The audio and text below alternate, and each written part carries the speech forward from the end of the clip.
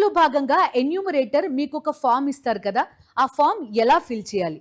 చాలా మంది ఈ ఫామ్ ఫిల్ చేయడంలో కన్ఫ్యూజన్ కి గురవుతున్నారు. ఒక్కసారి ఆ ఫామ్ ఏ రకంగా ఉంటుంది, ఎలా ఫిల్ చేయాలి ఒక్కసారి చూద్దాం. ఇదే ఆ ఫామ్. ఈ ఫామ్ ని మనం 3 భాగాలుగా విభజించుకోవచ్చు అన్నమాట. First part, second part, third part. వీటిలో ఎలాంటి వివరాలు అడుగుతారు, ఎవరెవరు ఏ భాగాల్ని ఫిల్ చేయాలి ఒక్కసారి చూద్దాం. సో ఇది మనం ఎస్ఐఆర్లో ఎన్యూమరేటర్ ఇచ్చే ఫామ్ అన్నమాట. ఈ ఫామ్ పై భాగంలో మనకి ఒక కాలం కనిపిస్తుంది కదా, రెడ్ మార్క్ కనిపించిన చోటంతా మీ వివరాలన్నీ కూడా ముందే ఫిల్ చేయబడి ఉంటాయి. ఎక్సెప్ట్ ఈ రైట్ సైడ్ కార్నర్లో కనిపిస్తున్న ప్రస్తుత ఫోటో అనేది తప్ప మిగతా అంతా ముందే ఫిల్ చేసి ఉంటారన్నమాట. అక్కడ మీ పాత ఫోటో కూడా ముద్రించబడి ఉంటుంది. కేవలం ఈ కుడివైపున మాత్రం మీ ప్రస్తుత ఫోటోని అంటించాల్సి ఉంటుంది. ఇది టాప్ భాగం. ఈ మిగతా 2, 3 భాగాల్లో ఏవే ఉంటాయి, ఎవరు ఈ 2, 3 భాగాల్ని ఫిల్ చేయాలి కూడా ఒకసారి చూద్దాం. నెక్స్ట్, సో ఇది పార్ట్ 1. మనం అంటే కింద ఏదైతే ఎన్యూమరేషన్ ఫామ్లో ఉంటుందో ఆ కింద భాగంలో ఏమేమి అంశాలు అడుగుతారు ఒకసారి చూద్దాం.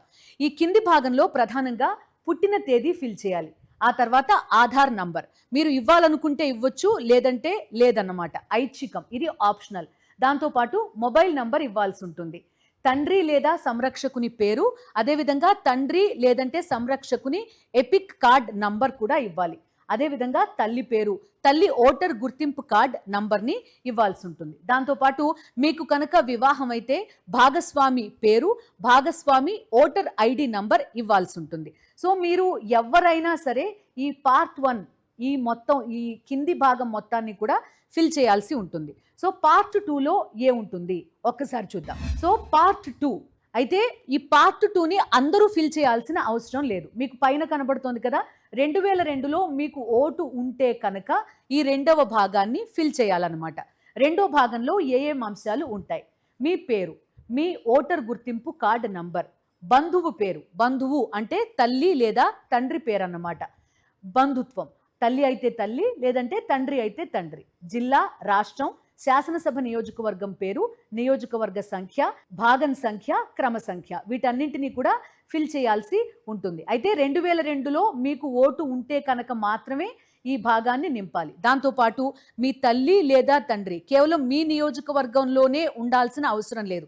దేశం మొత్తంలో ఏ నియోజకవర్గానికి సంబంధించిన వ్యక్తి అయినప్పటికీ కూడా ఆ నంబర్ చెల్లుతుంది. కాబట్టి ఆ నంబర్ని ఇక్కడ వేయొచ్చు అనమాట. నెక్స్ట్, ఇది థర్డ్ పార్ట్. ఈ థర్డ్ పార్ట్ని మీకు 2002లో ఓటు లేకపోతే మాత్రమే నింపాలన్నమాట. 2002 సంవత్సరంలో మీకు ఓటు కనుక లేకపోతే ఈ థర్డ్ పార్ట్ని నింపాల్సి ఉంటుంది. ఇందులో ఏమేం వివరాలు అడుగుతారు ఒకసారి చూద్దాం. 2002లో ఓటర్ గుర్తింపు కార్డు కనుక లేకపోతే మీ తల్లిదండ్రులు, తాత లేదంటే నానమ్మ, బంధువుల ఓటర్ వివరాల్ని అందజేయచ్చు. అది 2002 డేటా ఆధారంగా అందించాలన్నమాట. పేరు దగ్గర తండ్రి పేరు రాయాలి, ఓటర్ గుర్తింపు సంఖ్య రాయాలి. లేదు, తండ్రి పేరు కూడా 2002 ఓటర్ గుర్తింపు కార్డులో లేదు, అప్పుడు ఏం చేయాలి? బంధువు పేరు, ఈ బంధువు పేరు దగ్గర తాత పేరు రాయొచ్చు, బంధుత్వం దగ్గర తండ్రి అని రాయాలన్నమాట. అంటే తండ్రి ఎపిక్ కార్డు ఉంటే కనుక ఆయన డీటెయిల్స్ తోటి మీరు ఓటర్ కింద నమోదు కావచ్చు. లేదు, మీ బంధువులకి సంబంధించిన ఏదైనా ఓటర్ లిస్ట్లో పేరు ఉండి ఆ డేటా ఉంటే కనుక దాన్ని ఇక్కడ ఫిల్ చేయాల్సి ఉంటుందన్నమాట. జిల్లా, రాష్ట్రం, ఇతర వివరాలు 2002 జాబితా ప్రకారం దీన్ని రాయాల్సి ఉంటుంది. క్రమ సంఖ్య దగ్గర సంబంధిత ఓటర్ల జాబితాలో ఉన్న సీరియల్ నంబర్ని రాయాలి. అయితే ఒక్క విషయం గుర్తుపెట్టుకోండి, ఈ థర్డ్ పార్ట్ మాత్రం 2002లో మీకు ఓటు లేకపోతే మాత్రమే ఫిల్ చేయాలన్నమాట. నెక్స్ట్, సో మనం క్లియర్ కట్గా ఒకసారి చూడబోతున్నాం. మొత్తం 3 భాగాలని చెప్పుకున్నాం కదా ఈ ఎన్యూమరేషన్ ఫామ్. 1, 2, 3 భాగాలు.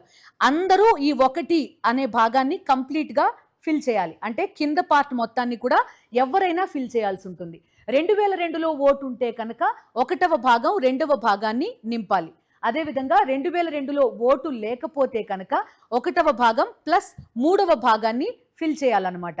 2002 ఓటర్ల జాబితాలో తల్లిదండ్రుల వివరాలు కనుక లేకపోతే 1 కంప్లీట్గా ప్రస్తుత వివరాల్ని నింపాలి. అంటే 1వ భాగంలో కంప్లీట్గా ప్రస్తుత వివరాల్ని నింపాలి.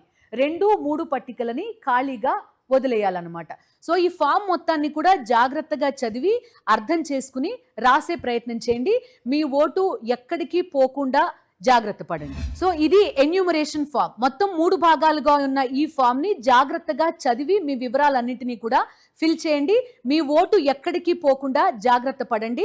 మొత్తం లిస్ట్ పబ్లిష్ చేసిన తర్వాత మీ పేరు, ఓటర్ నంబర్ ఉందా లేదా జాగ్రత్తగా సరి చూసుకోండి.